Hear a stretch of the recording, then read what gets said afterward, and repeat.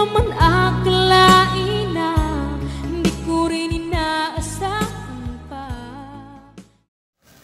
Narito tayo ngayon upang matunghayan ang nagiinit, nagbabaga at talaga namang usap-usapan at nagtitrending na latest issue ni Ate Erica. Sa pagpapatuloy ay narito muli si Kalingap Val Santos Matubang upang pag-usapan ang issue sa pagitan ni Ate Erica at ng kanyang pamilya, lalong-lalo na sa kanyang lolo na si Lolo Miguel.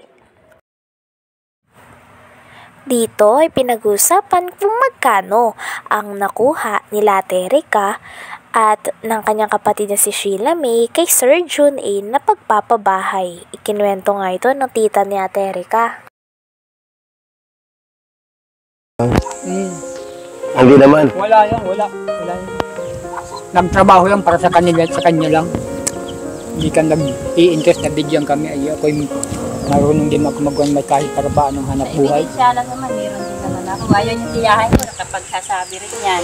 Siya rin ang nakakita ng pera na dinala dito. Kung sino ang tumanggap ng pera, turulog kami. Sa anong pera yung galing kanino? Kay Sir John A daw po. Magkano? Yun na po, hindi po alam ng tiyahin ko. para saan daw yun?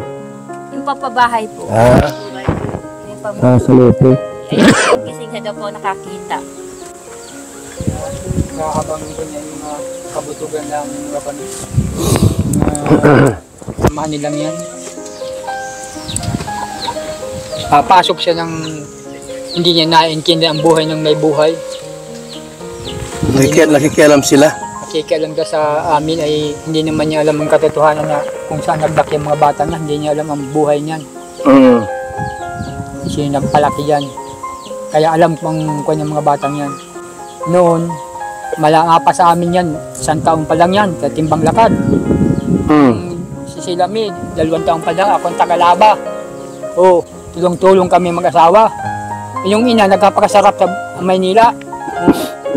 Sabihin naman ng ina, nagkapadala. Mako naman bagay yun, sapat naman bagay yung padala niya 1,000. Otro, dating 3 buwan. 1,000? 700, 500. Isipin daw po ninyo kung makakasapat naman yun. Yung hirap po, nandoon na. Naroon na. Ikaw ang tiis. Pagkain ng mga bata, baon, hatid sundo. Hindi na naisip, tapos papasok rin ng gayon. Hindi mo niya ka ano-ano yun. Wala siyang alam sa mga batang yun. Kaya yung imitoris niya, butog yan. Napasok yun sa gayang mga sitwasyon, hindi mo niya alam. Ba't nakikialam siya sa pamilya niyo? Yun nga po ang hindi ko alam. Baka kung pamangkin niya. Alam ang buhay ng magkapatid. Yung paninira sa social media, pwedeng i-demanda natin yun? Ay, kung po, hindi pwede yun. Ano? Po. Kasi kayo ang i-demanda, wala makang ginawa kasalanan. Wala akong kasalanan dyan. Bakit?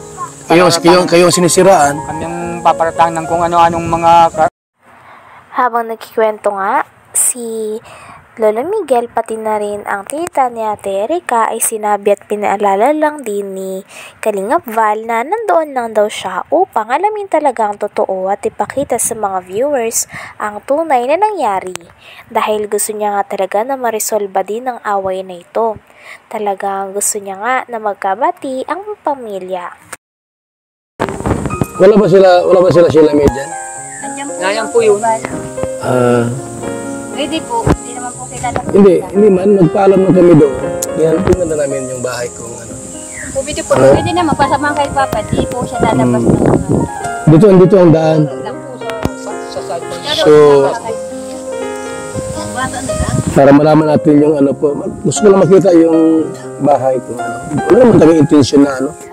Gusto ko lang makita namin yung bahay na talaga ano. Nandyan yung bahay. Ha? Alin na yun? Yung kwento? Bakit? Yung istorya?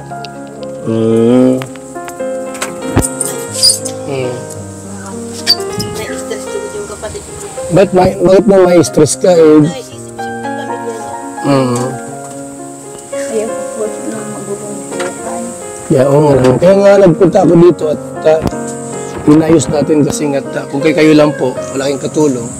Lagi kayo at sila, panay po sa social media. Ayan po si mama, makapagsabi rin po yan. Sinisiraan kayo. Mga anak namin yan umpisa pa tulungan sila. Kaya lang nitong magkapira na. Ano ba ng ugali?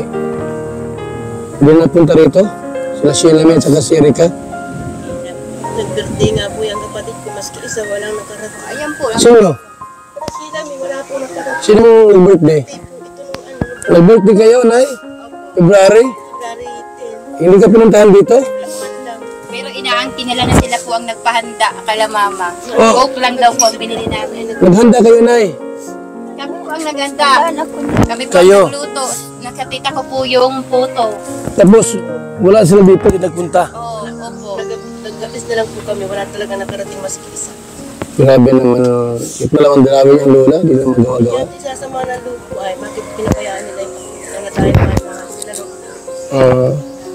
Ang gandang samahan, tapos nagkaroon niya. Bakit ba yun ay nangyari sa inyo? Ba't parang nagkagulo-gulo na kayo? Dahil sa pera? Hindi naman po kami interesado po sa pera. Hindi naman Dito nga ay pinakita na rin ng lola ni Ate Erika na talaga magpapatunay din daw ng lahat ng mga pagsisinungaling nila Ate Erika. Talagang saksi nga daw sila kung paano nagsinungaling at kung paano pinlano ni Ate Erika at ng kanyang kapatid na si Sheila May ang pag-alis nila sa Kalingap nang sa ganon ay direkta na lang na mapunta sa kanila ang mga pera ng mga sponsors. Grabe at parang lumalabas nga dito na wala talagang utang na loob si Ate Erika.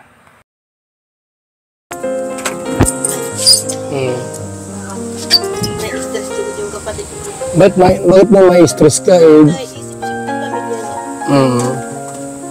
Kaya po po ng magulong buhay. Yeah, oo nga. Kaya nga nagpunta ako dito at inayos natin kasi nga kung kayo lang po, wala kayong katulong. Lagi kayo at sila, panay po sa social media. Ayan po si mama, makapagsabi rin po yan. Sinisiraan kayo. Mga anak namin yan umpisa pa tulungan sila. Tulungan. Kaya lang nitong magkapira na. Ano ba ng ugali?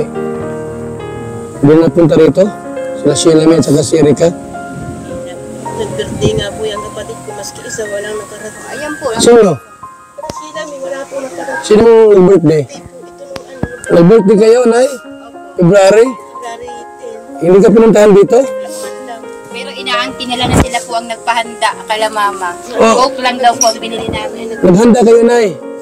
Kami po ang naganda. Kami po Kayo? ang nagluto. Nasa tita ko po yung puto. Tapos, wala sila dito, hindi nagpunta. Oo, opo. Nag-gapis na lang po kami, wala talaga nakarating maski isa. Grabe naman, ito lang ang dalawin yung lola, hindi na magawa-gawa. Yan, isa sa mga nalupo ay, bakit pinabayaan nila yung nangatay pa yung mga sila.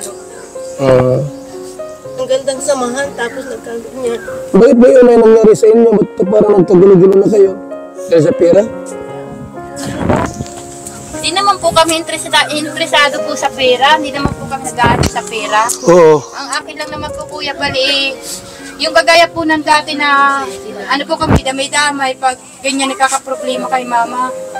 Pero sila po kasi nagpahawak sila sa pera, nag-iba yung ugali nila. Nung dumating yung pera ni Sir John A, naakala ni Sir John A magbibigay ng pagbabago sa buhay naman ng mga bata na yan. Pero hindi naman pala. Lalong napasama. Lalong lumala. Opo. Sila nga ang... Maigi na rin po na ano, mas maigi na rin po na mapanood rin po ito ni Sir John yung nangyayari po dito sa amin. Talagang magka-Diyos siya, makatao. Dapat Alam ko Hanggang dito na lamang muna ang ating nag-iinit, nagbabaga, pinag-uusapan at talaga ng mga nagtitrending na latest issue ni Ate Erika. Maraming salamat sa inyong panonood. Hanggang sa muli. Bye!